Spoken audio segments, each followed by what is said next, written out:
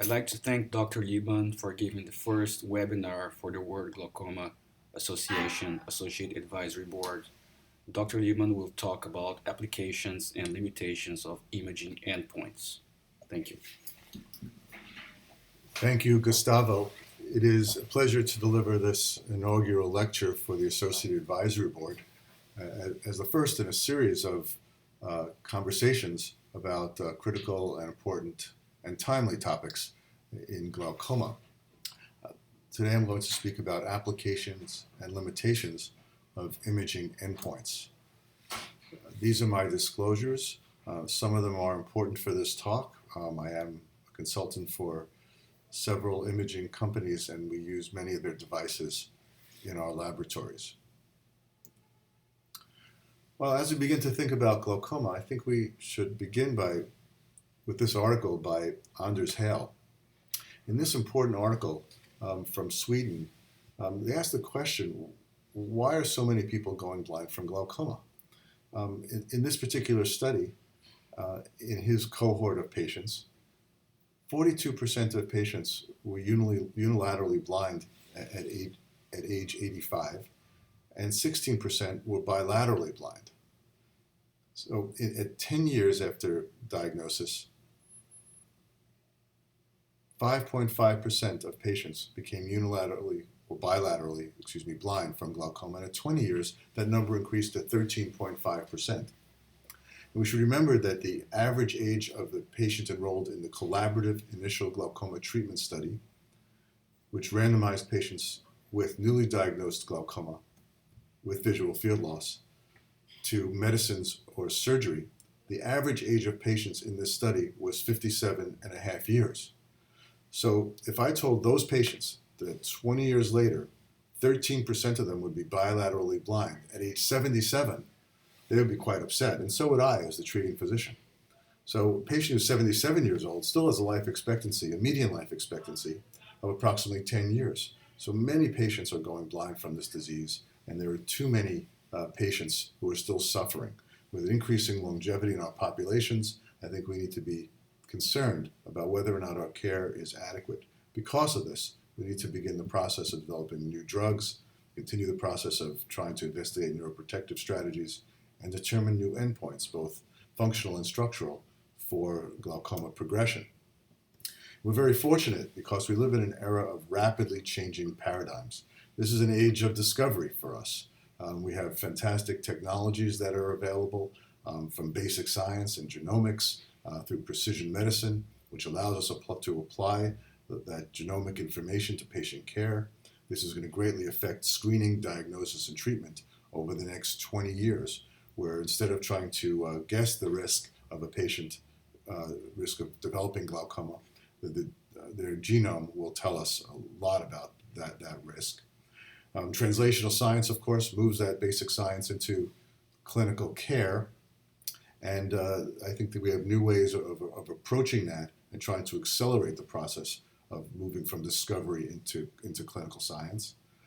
Some of these interventions are really novel for us, particularly as they relate to neuroprotection strategies and for sustained drug delivery. So in sustained drug delivery of our currently available medications, such as bimetoprost or other prostaglandin agents or beta blockers, for example, we'll be able to deliver drug for maybe 6 months without eye drop delivery systems.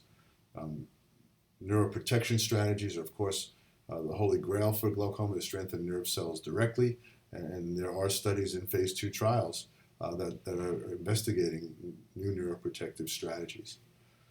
Telemedicine, of course, is already a part of almost daily practice.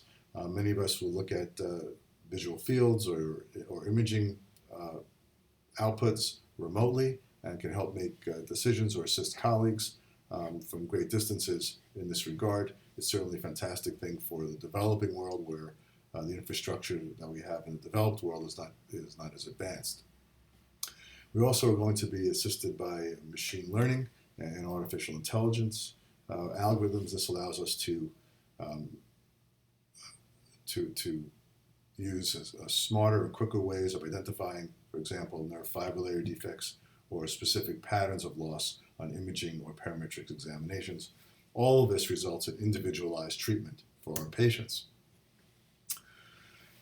You know, what I'd like to really concentrate on today is the structure-function relationship and how that affects our understanding of endpoints in glaucoma. This is an article that's more than 50 years old at this point, or let's say almost 50 years old. It was developed by Dr. Spaeth at the Wills Eye Institute.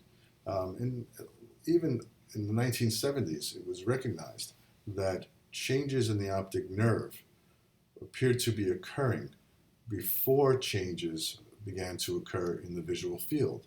And it was only when a certain amount of damage was apparent at the disc that the field began to change. And part of this is a result of the fact that the technology was limited at that time. There was disc photography, clinical examination of the optic nerve, but no automated imaging device to further define the structural change. And the parametric assessment was also suboptimal, with Goldmann perimetry being the primary way of assessing the visual field, which of course is less sensitive to detecting early damage than static automated perimetry, the way we currently do it. And then over time, as the disease advances and the optic nerve advances, the field, of course, would appear to accelerate in the change. It becomes a little harder to evaluate the optic disc. And then at the end stage of disease, we're very often just using the visual field to evaluate the optic disc, but there are subtle changes that occur at the very end of the disease with loss of the final remaining rim tissue. And Professor Spaeth nicely described these changes and how they occurred over time. 15 years later, Bob Weinreb created this nice image which added the retinal nerve fiber layer to that discussion, where the disc change is occurring and the nerve fiber layer is occurring simultaneously, perhaps even earlier than changes in the optic disc.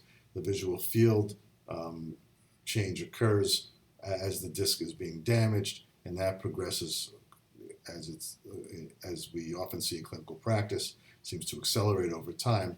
That disc change occurs over time as well. Most of that retinal nerve fiber layer information that we obtain is more valuable perhaps earlier in the disease process and becomes less valuable very late in the disease process. So this builds on the concepts originally put forward by Professor Spaeth. This is the glaucoma continuum, which was created during a risk assessment program that was developed by Dr. Weinreb and colleagues and was published in the American Journal of Ophthalmology, in which patients are moved through the cycle, of course, from normal through loss of ganglion cells, nerve fiber layer, ganglion cell complex, functional loss to blindness. And of course, when we're testing patients for disease and looking at endpoints, and if we're just using perimetry, we're really testing only perhaps half of the disease process when parametric damage becomes visible, at least standard achromatic parametric damage, and we're following them through the early visual field loss to moderate damage, through more severe damage, and to blindness. However, if we combine structural components with this, of course, depending upon our structural measure, we can detect earlier ganglion cell complex or retinal nerve fiber layer damage almost throughout the entire disease spectrum, and we're able to use structural measures throughout the remainder of the spectrum, even through advanced disease processes, or through the advanced disease state. So functional measures are limited in that we cannot detect the change early in the disease when retinal nerve fiber layer is being lost. Many years ago, around 1990, working along with Bob Rich at New York Eye and Ear Infirmary, we developed our first ocular imaging center, and this sign became indicative of the problems that we faced, because we were imagining actually what could be done. We left the sign on the door even though it was incorrect, because our imaging devices at that time were rather primitive compared to what we have today, and went through um, original OCT iterations to Stratus OCT using the HRT and scanning laser polarimetry. Now, of course, spectral domain OCT is much more established and much more advanced with incredible and precise imaging information obtained in these technologies. This is a TopCon image, um, uh, spectralis imaging, looking at minimum rim width, for example, in the optic disc, uh, OCTA, OCT angiography, and looking at laminar cribrosa um, as well. So we have many, many targets. We also know a lot about the pattern of loss that occurs when we use OCT for the retinal nerve fiber layer and for the ganglion cell complex. We know from work done by Don Hood and others that there really is an excellent correlation between the structural change that occurs in the retinal nerve fiber layer and the ganglion cell complex, and that occurs very early in the disease. Here we have patients with the normal visual field, some early loss, progressing to greater ocular loss, and then the pattern of the damage that's occurring is occurring both in the nerve fiber layer and the ganglion cell complex roughly at the same time. So there's an excellent structure correlation between the nerve fiber layer, the optic disc, and the ganglion cell interplexiform layer. That's the same arcuate damage that's occurring, and it's all one type of damage. Obviously, it's the retinal ganglion cell and its axon, and that loss that's responsible for that damage that's occurring at all three of those locations. That damage is sometimes visible earlier on these imaging devices than it is when testing with function. But I think we all know that the structure-function relationship is incredibly precise. If we could isolate a single ganglion cell, and that ganglion cell was lost, we could measure the functional loss associated with that ganglion cell. So as our technologies improve, we get closer and closer to that precise structure-function relationship. This is work done by Ki-ho Park and his group in South Korea, demonstrating the same thing, that nerve fiber layer defect is often, particularly when it's in the symphyrotemporal location, the macular vulnerability zone, is described by Hood and colleagues, that damage actually projects to,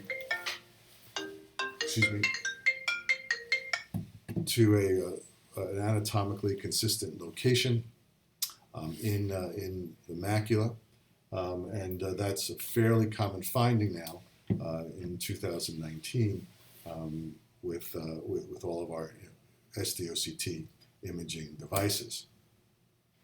So we have a lot of targets now. We're very fortunate. We have, as I mentioned, spectral domain OCT, swept source OCT, and OCT angiography, and each of these is capable of identifying different structures. As I mentioned, the ganglion cell in a plexiform layer, the retinal nerve fiber layer. There are a variety of disc parameters, including Brooks membrane opening and minimum rim width. We can evaluate the laminar cribrosa. We can now look at the microvasculature of the inner and outer retina and the associated structures, particularly those around the optic disc and the laminar cribrosa. And we have very precise structure-function mapping.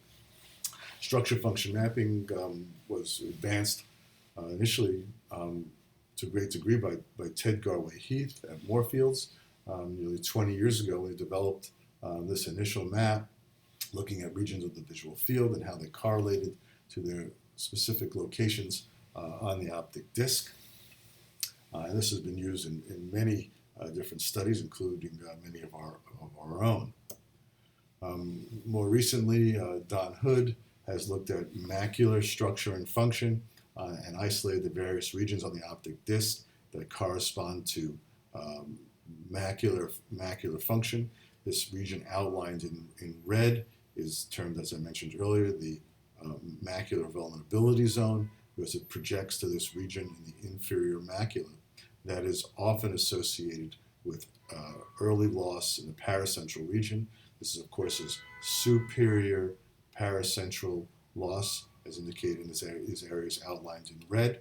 Um, uh, the other, another common location for damage in the macula would be the superior arcuate area, and that would project to this region down below here, outlined in black.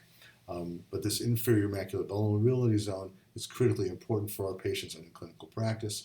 This is the location very often where we see a notch and where we might see a disc hemorrhage, for example. It's the most common location for disc hemorrhage, with about 2/3 of disc hemorrhages occurring at that location. So this is a very important area of the optic disc. When we see an inferotemporal disc hemorrhage, for example, we should think about macular damage and obtain 10-2 visual field testing. Several years later, Dr. Hood also expanded that to cover some areas that were assessed by the Garway Heath map, looking at more peripheral locations. And in that testing, in that PRR paper, demonstrate the critical areas that correspond to the visual field. Only half of the disc projects to the 24-2 visual field, and it's this region. The area outside the 30 degrees nasally is not covered. Only covered is not covered in traditional visual field testing, and actually half of the nerve fibers are not captured really in that type of program strategy using a 30-2 or a 24-2 test. There are lots of ways of improving our use of OCT imaging. Dr. Hood and others have proposed a real detailed look at this methodology. This is from Dr. Hood's work, in which we look at all these different types of areas in the scan. The circumpapillary scan, we have to inspect this scan to make sure the algorithm has been executed properly. And I think it's important for clinicians to actually look at the scan. We can look at the outline of retinal nerve fiber layer plot. In this particular plot, the temporal portion of the plot, which relates to the macular function, is in the center of the image, this is of course a very important region for us, and that's why it's placed in the center of the scan rather than some other scans which might have the temporal aspect that's located outside of that. The ganglion cell complex and thickness map, probability plots, and the RNFL probability plots can all be brought together to find that damage, and then they can be superimposed on one another. So the retinal nerve fiber layer here is now placed, it's reversed so that you can see the defect on the nerve fiber layer superimposed onto the visual field. And we can actually demonstrate the region of visual field loss and the structural damage and put them on top of one another, which really allows us to see that precise structure-function relationship.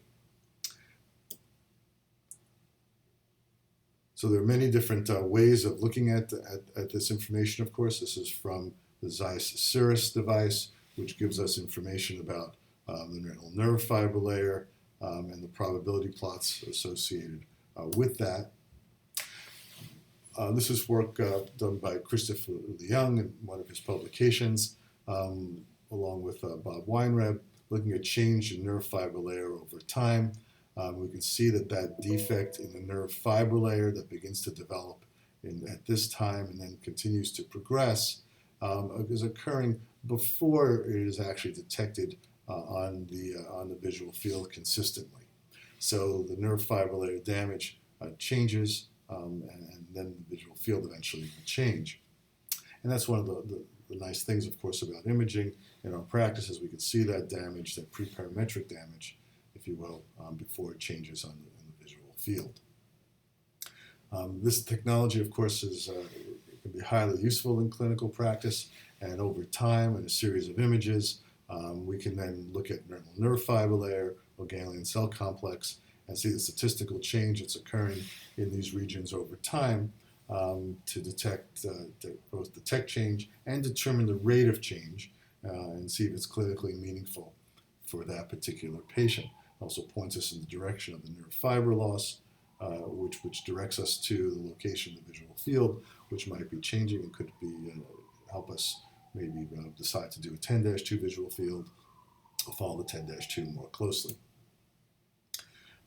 These are retinal nerve fiber layer and GCIPL plots can be combined. This is again the Zeiss technology looking at a panomap, as it's called, having both ganglion cell complex GCIPL information and the retinal nerve fiber layer information superimposed on the same images gives us a very good sense of what's happening to the glaucomatous damage.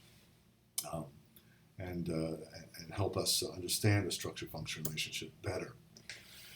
This is from the latest version of the Zeiss Forum technology, where essentially on one screen we can see all the pertinent information: visual field index, mean deviation, slopes over time, the RNFL thickness over time, the GCIPL over time, and then the associated visual field change over time, along with the probability plots for the other technologies, for the imaging technology. So this is for the right eye, and do the same thing for the left eye, and that allows us to see everything on one screen. And essentially, as clinicians, we can get a sense of whether or not the patient is progressing just by glancing at that screen. An alternative way of looking for ever smaller amounts of damage is to just focus on regions of interest. This is again work by Dr. Hood, looking at change in a very localized area of damage. This is a region of interest outlined here in blue that over 3 years later expanded, outlined here in red. And this localized area of change, of course, is consistent with progressive disease. And eventually, as we have smarter and smarter algorithms that help us more carefully interpret the change in the nerve fiber layer defect seen locally here and expanded 3 years later to this size, we'll be better able to detect change in small areas. So we do have a lot of ways to corroborate change now. We have, of course, the traditional assessment of the structure-function relationship when we look at the optic nerve using a clinical exam, photography, or imaging, and visual function with standard achromatic perimetry and other technology which are not really used all that often now. But we could also look at function assessments. For example, if someone was doing electrophysiology and there was electrophysiologic change, and there was also automated parametric change, that could be another form of function, of corroborative change. But I think we're approaching a time when we'll be using both many different types of structural elements to detect change and perhaps try to minimize the use of perimetry. We can use a variety of things. We can look at neuroretinal rim anatomy, for example, minimum rim width or clinical examination, the pattern of the retinal nerve fiber layer thickness or its change, GCIPL thickness. We can look at lamina, we can look at disc hemorrhage. We can combine these and use them to form what I would like to term a structure assessment for corroboration of change. And I think the easiest way to do that is the first way we should do that is by looking at both the retinal nerve fiber layer and the ganglion cell complex types of change. For example, if I see that a new notch is developed on the rim, and I also see ganglion cell complex change and RFL change, I really don't need to have repeated testing of function to know that change has occurred. You can almost detect change with a single visit and be corroborated just by looking at the structural change that's occurring. So in 2018, 2019, I think we're really in a stage where we have multimodal imaging for glaucoma. Our retina colleagues are already doing this with a whole variety of tests looking at the structural and functional elements of the retina. But really the glaucoma evaluation is also multimodal. Right now we're concentrating, of course, on OCT, RNFL, GCIPL, and the functional testing using a 24-2 test, a 10-2 test, or an emerging combined test, which uses a 24-2 and a modified pattern, along with some additional 10-2 points, which might become the eventual standard test for us to collapse the 24-2 and 10-2 into the 24-2 test. I think when we think about with neuroprotectants, I think that we do have some barriers to success, and the major one I think is the regulatory agencies. For example, in the United States, the Food and Drug Administration really wants to have a functional outcome to our neuroprotective studies and is really not ready to accept a structural endpoint. So we have to continue the process of developing more robust functional endpoints and structural endpoints, and continue to garner a better understanding of the relationship of structure and function at the optic nerve, so that the FDA will and other regulatory agencies will accept a structural surrogate measure for the functional visual field endpoint measure. I think that that's going to be an important thing for us to accomplish over the next 2 to 5 years to allow us to shorten the duration of clinical trials for glaucoma, so that we can more easily test neuroprotective drug strategies for this disease.